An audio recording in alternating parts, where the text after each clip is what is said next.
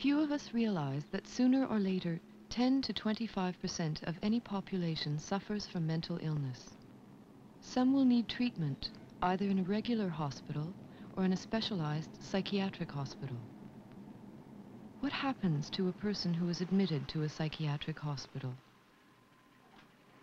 Because of the many myths that the public has about treatment of mental illness, people are reluctant to seek help in psychiatric hospitals. There's also a prevalent fear or myth that once you are admitted to hospital, you rarely ever get out. But of course, this is absolute errant nonsense. In fact, it's the exact opposite. Over the years, the period of hospitalization has dramatically dropped. And now, an episode of mental illness would probably occupy less than a month of hospitalization. In other words, the whole role of the psychiatric hospital has changed. Now you can consider them as sort of first aid stations in the rehabilitation of a patient. From the moment he walks in the door, the discharge planning begins. Well, Doctor, she showed up about a week ago at my house with all kinds of presents for our 5-year-old son, Tim. She didn't quit talking and laughing the whole time she was there. I didn't know what to do with her. She wouldn't leave. I had to throw her out. How long have the two of you been separated? Oh, about 2 years, but we don't see each other very regularly. She just shows up at the house in the spur of the moment and upsets the whole place. My son's nervous for days after she leaves. Her next-door neighbor called me at work to let me know that she hadn't been out of the house in 2 days. I went over right away. I didn't know what she was going to do. She's done this sort of thing twice before. Now, as far as the general public's concerned, I'm sure that to them, mental illness covers everything. Everything from a very serious, devastating illness to a very minor problem in everyday living. We in psychiatric hospitals, however, when we refer to mental illness, we're really thinking of a certain group of very intractable conditions. And these include the major psychoses, such as schizophrenia, manic depressive psychosis. The major bulk of the milder or more easily handled cases don't need to come to a psychiatric hospital. They're dealt with by the private sector and by general hospitals.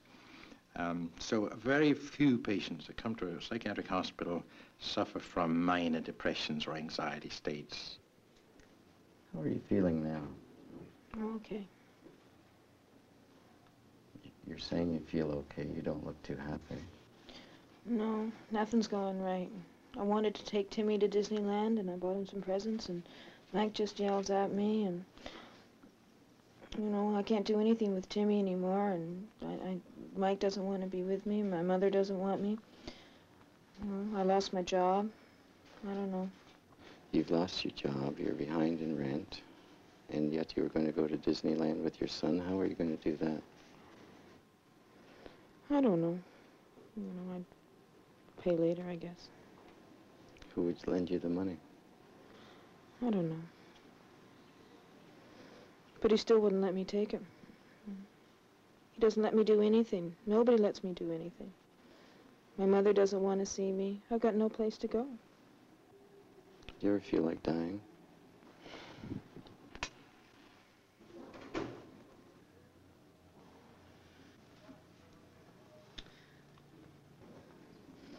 Yeah.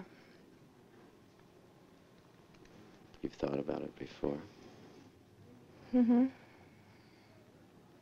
I wonder, you've been here a couple of times before, and you seem to come out of it well. You were functioning and whatnot. Perhaps we should make arrangements for you to stay with us now. If you think so, I guess so. Well, it's partly what I think, but I think it's also up to you somewhat, and you want to return to your life as it was. Yeah. Okay. I'll stay.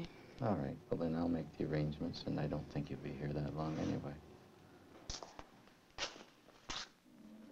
3/4 of the admissions to psychiatric hospitals are voluntary. But in all cases, patients' rights are carefully protected. Thank you. Joan, do you want to sit down, please? A professional staff member acting as a case coordinator follows each patient's progress in hospital. Joan? Joan? Maybe you could tell me why you think you were brought into hospital. I guess it's because I'm depressed again. And this isn't the first time? No, I've been here twice before. Sam, I understand you've been in the program now for 3 months. How do you like the program? It's boring. It's boring. With the help of a doctor and other staff members, patients are encouraged to take part in the planning of their own programs. Have you ever discussed this with Larry yet? Well, maybe after the meeting would be a good time to talk about something like that. The planning usually starts on the first day in hospital. Joan? Joan, I'd like to try and plan your program a little bit with you. I don't know, did you take any occupational therapy the last time you were here? Yeah, I was in ceramics. Uh-huh. Did you like that? I'm not very good at it. So you're willing to try it again? Yeah. And maybe this time you take a crack at group therapy. Oh, no, I don't want to go to group. Why not? I don't want to tell my problems in front of other people. Oh, don't say that. I'm the leader. Okay, would you try? Okay. How about music therapy? Yeah, music relaxes me. Mm-hmm. All right, fine.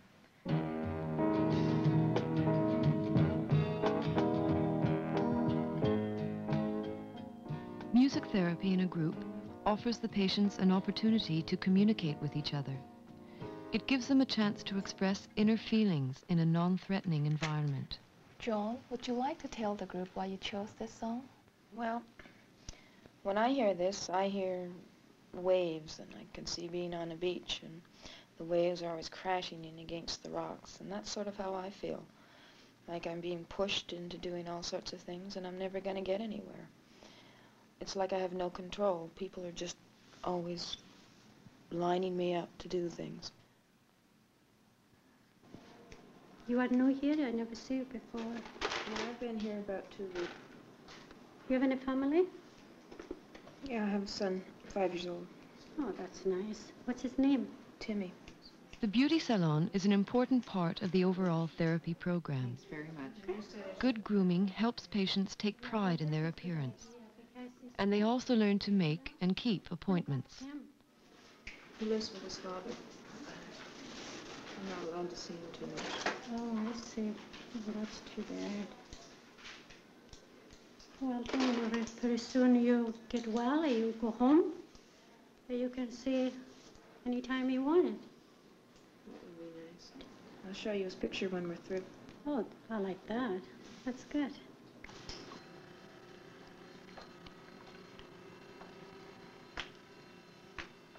Pottery making is part of the occupational therapy program. This kind of activity helps patients improve their coordination and concentration.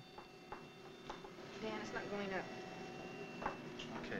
Let equal pressure on the sides and let your hands follow the clay up. This afternoon, people, we're going to do a group mural here on the board together. Okay, we're going to go up one by one and add to the mural to make a total picture. Well, this is an example of a task-oriented group, and in such a group, the therapist serves as a catalyst to promote interaction amongst the group members and get them to really look at each other and the kinds of roles that they assume in the group. Good, that's fine, Janet. Yep, other people will add to that. Good, good. Kathy, come and add something to the picture. Carol, I told you about my wrist. Oh, come on and give it a try. Lay off, gee. Come on and try something. Just add something to the picture. I think it's very important that OT is not to keep people busy. That very often the activity is something concrete that they can start with, and then we go from there. Gail, move your feet so Pam can get by. She can go around. Come on, move your feet. Sit up. Good. It's very difficult sometimes to sit people down and say, tell me how you feel. And it's a lot easier if you see how they feel, if they express that through an activity, but it's certainly not to keep them busy. That's not our role. Hey, Look, I want to leave us up now, okay? Let Janet sit down and let Rachel have her turn. You'll have another turn. I know, you'll have another turn. Maybe she wants to add something to it. Rachel just wanted added her hat there. Yeah, that's good, Rachel. Ladies? Thank you, Rachel. Thank you. Kathy, come on up.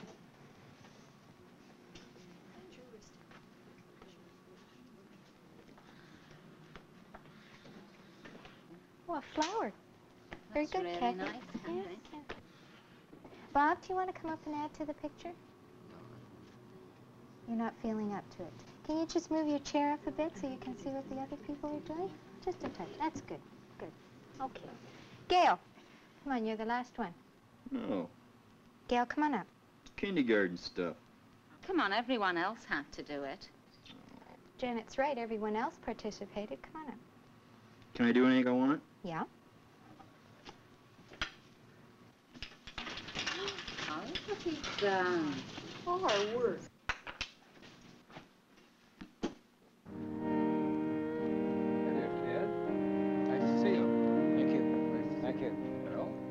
My role as a chaplain is to be a friend or confidant of the patients, the staff, or their families.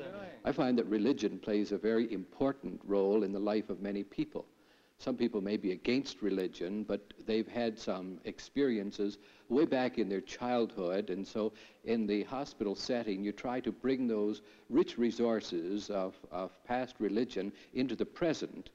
The chaplain is a member of the team. He works intimately with the doctor, the social worker, and it's been a very fascinating ministry to me as we try to help people find themselves.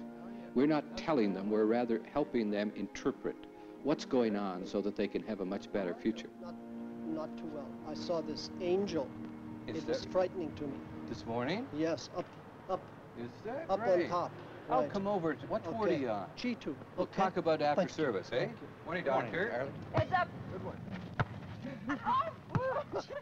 Recreational therapy is a good outlet for the patient's hostilities.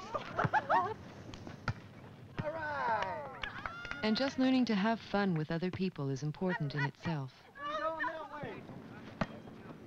Great. Teamwork. Go. Now, all of this is the first time that you've made a French toast, eh? Yes, it is. Okay, it's really about as simple a thing as you'll ever make in a kitchen. This morning we're looking at two patients. Their therapists have asked for a kitchen assessment on them. Well, did you make a mess with the woman has been in hospital for a while. She's been very depressed. And the question is she ready to go home and take up some of the duties of the household? But they need to get a homemaker to go in with her. And we'll do more than just one assessment. But this morning we will begin with something very simple because she's kind of nervous about it all. And we'll see how she does. Winston's got it exactly right. The man, Winston, has been living at home with his parents. The question is, can he manage by himself in a room and kitchen, or does he need to go into a boarding home? Well, what they give you, I'm not saying. If he can go into a kitchen and look after himself, things will be a little better for him. He'll have a little more flexibility as far as money is concerned. So we prefer this, and we'll see if he can. Will it get too soggy to get out? Don't think so. Oh, got it over. Beautiful. Now, when it's brown on the other side, it'll be all ready to eat. In industrial therapy, the patient has the chance to develop his working potential. After a careful assessment period, the staff helps the patient choose a program best suited to his needs. You're turning it the wrong way here. You just have to go one way with it. In this way, the patient can learn the kind of work habits which will be expected of him on the outside. You think you can try that?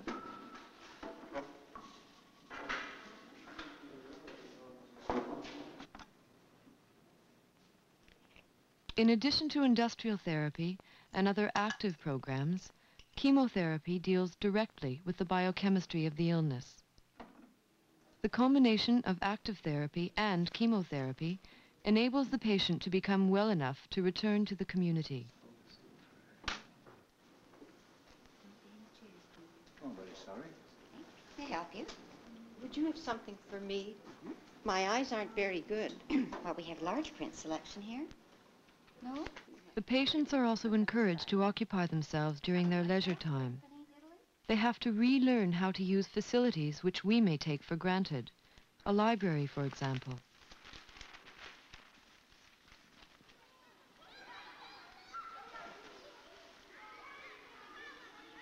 And to help patients keep in touch with community life, the public is invited to make use of hospital facilities such as swimming pools. In turn, some patient programs include the use of nearby community facilities.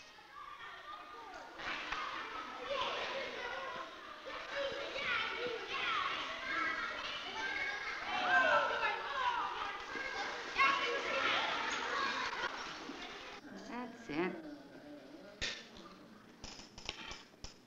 That's good. Some more. Come on, Edwin, come on. That's it. These patients are chronic care patients, which means that they need total nursing care. They have nowhere to go, and the staff here work very hard. It takes a special type of staff to provide bathing and feeding and reality therapy, which is what we're trying to do all the time, trying to bring them back to reality. Most old people are brought to a psychogeriatric ward as a result of a crisis, and they become confused, they're lost, they have nowhere to go. The crisis might be a physical one, such as dehydration or malnutrition. Sometimes they've simply been alone too long and begin to live in a make-believe world, and they talk to people who are not there. They see animals who are long gone.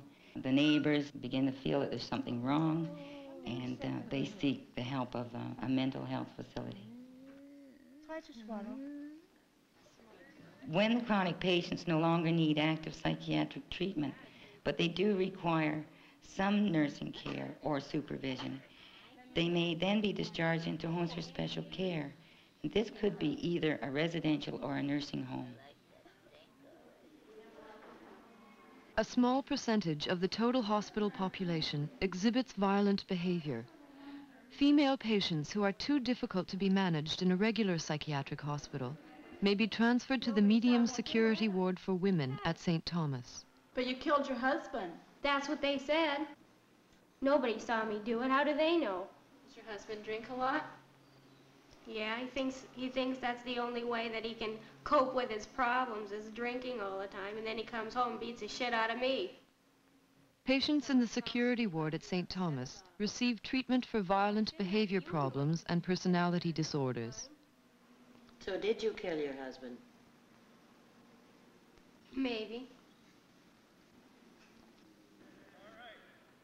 The Oak Ridge Division of Mental Health Center Penetanguishene is the maximum security hospital for men. Most of the patients are sent here by the courts for pre-trial assessment. Others are unfit to stand trial or are not guilty by reason of insanity.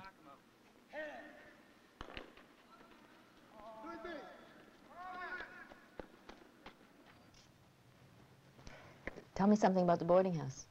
It's not bad. I went there yesterday. There were 3 of us in the room. I met one of my roommates. Her name is Susan. She's about my age. She's a little shy, but I guess we'll get along okay. Something like you? Yeah. After 6 weeks of hospitalization, Joan is ready to leave. So you feel good about it? Yeah. I hope I don't have to be there too long. Well, you know what happened last time when you went out too soon. You don't want that to happen again. No. Slow but sure. Right. I talked to Mike yesterday. He says that I can't see Timmy for a couple of months until I have my own apartment.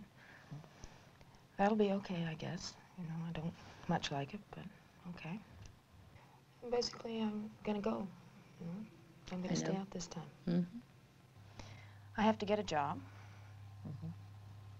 Hopefully that won't be too hard. You know I'm scared, don't you? Yep. But you know that you have to expect that and not worry, because it's going to be okay, honest. I think so, but I'm scared. So. It'll be okay.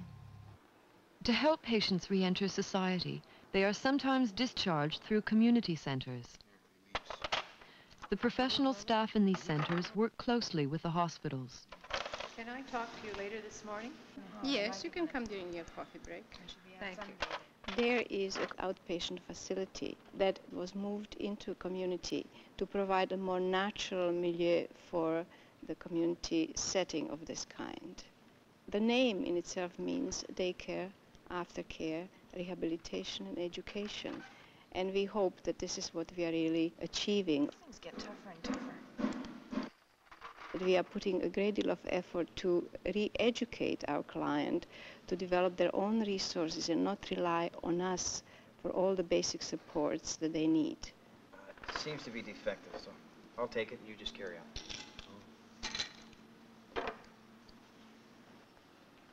Spectrum is one of the community centers attached to the Queen St Mental Health Center. Okay, what else have we got? Okay, we have another referral, this time from public health. Apparently your son is very worried about his mother, and Marilyn took the call. The first thing we're trying to do is prevention. We get patients who are willing to come to us early in the illness, and we try to get them well without their ever having to go into hospital. Now she's 64 years old and she's living alone. And the second big area is follow-up of patients who've been in hospital. Now the problem right now is the husband died about 6 months ago, and ever since then the mother has really been drinking heavily, and she's kind of isolated herself in the apartment. Is she a drinker normally, or is this No, something new? No, it's something new within the last 4 to 5 months, really. I see. And the lady is isolating herself in the apartment. She's not keeping up her contact with any of her friends or her family, because the son has to rush out every time the mother calls him, and she's threatening suicide right now. She was never like this, apparently, before that. And when's the home visit? This morning about 10:30, yeah. Okay. The son's coming down here, and the three of us are going to go up he'll and- coax her to Yeah, I let hope us so. let us see her.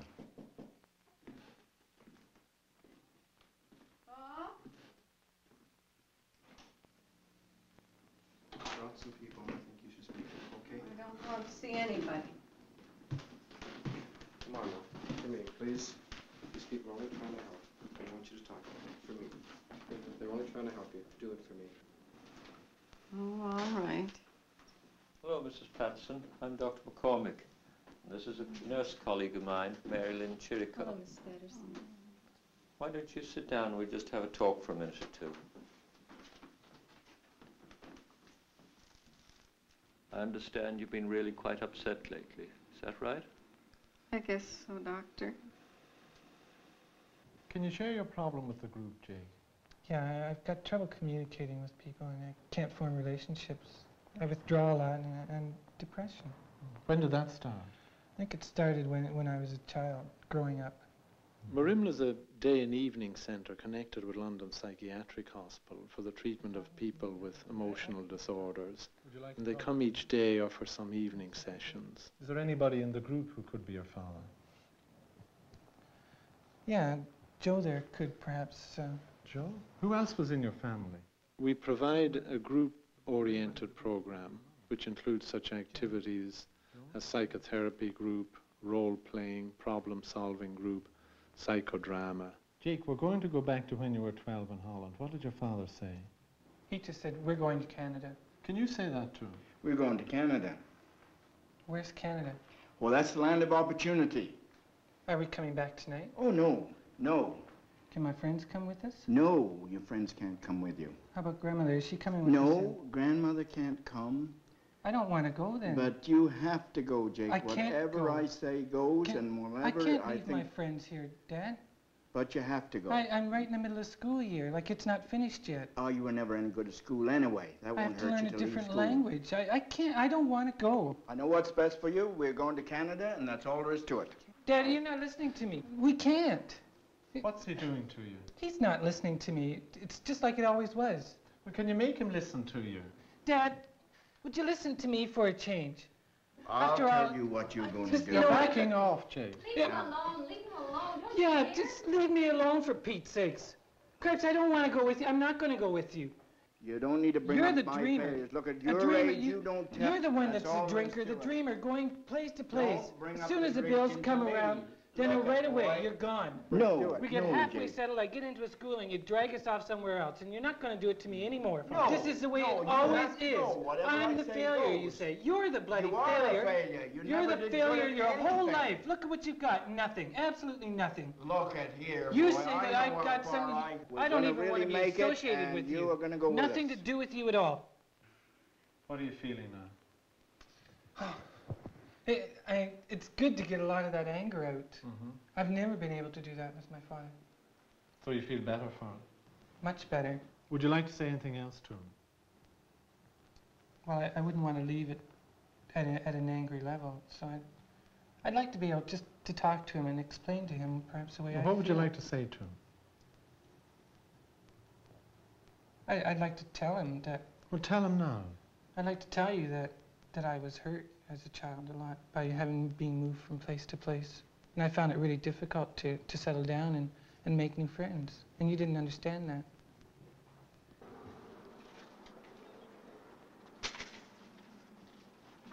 Hello.